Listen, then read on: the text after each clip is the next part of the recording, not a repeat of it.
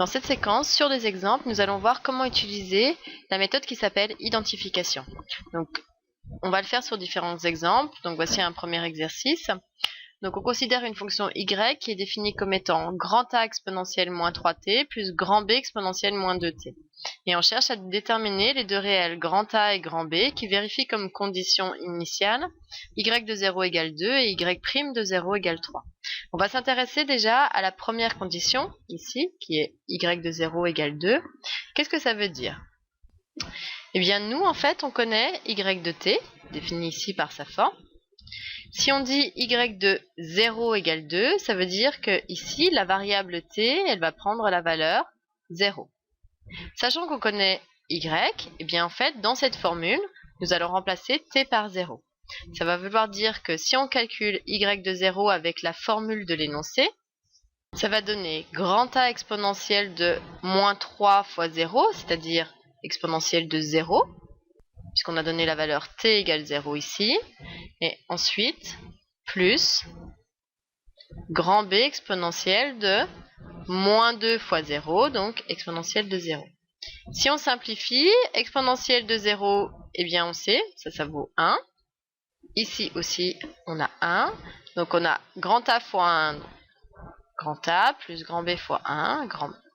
On n'oublie pas que dans l'énoncé, cette valeur y de 0 valait 2. Donc ça va vouloir dire que tout cet élément ici, y de 0, vaudra 2. Donc j'ai une première, en fait, équation qui nous dit grand A plus grand B égale 2. Mais j'ai deux inconnus, donc forcément ça va vouloir dire que je vais avoir une deuxième équation. Donc cette deuxième équation, elle est donnée par y' de 0 égale 3. Mais en fait dans l'énoncé nous avons y, et là on veut y'. Donc il va falloir déjà dans un premier temps faire un calcul annexe, c'est-à-dire calculer la dérivée. Donc y' de t égale. Donc quel type de fonction ici? Eh bien c'est une somme, déjà dans un premier temps. Donc on va devoir calculer dérivée de la première plus dérivée de la deuxième. Et dans la formule, on a une constante fois une fonction, puisque grand A c'est considéré comme une constante. Donc je laisse ma constante grand A. Et puis on va aller voir quelle est la dérivée de cette exponentielle de moins 3t. Dérivée de exponentielle de AT, eh bien c'est, je vous laisse répondre, A exponentielle de AT. Donc ici, la valeur de petit a, si on fait une identification, petit a va valoir moins 3. Donc on va se retrouver avec grand A fois moins 3 exponentielle de moins 3t. Plus, ensuite, ma deuxième partie, B c'est également une constante, donc on la laisse devant. B fois la dérivée de ce deuxième élément, donc exponentielle de moins 2t. C'est la même formule de dérivée, donc ça va nous faire moins 2, puisque petit a vaut moins 2, exponentielle de moins 2t.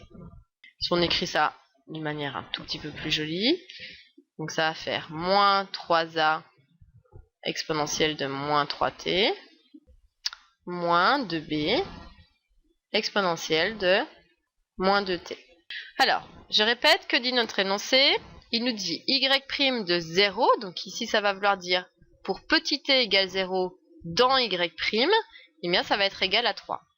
Donc dans cette formule ici, on va donner la valeur t égale 0 maintenant.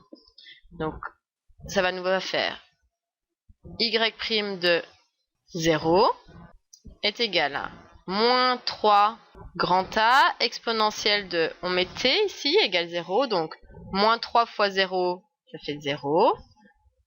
Et ensuite, moins 2b exponentielle de moins 2 fois 0, c'est-à-dire 0. Même chose que tout à l'heure, exponentielle de 0, ici ça vaudra toujours 1.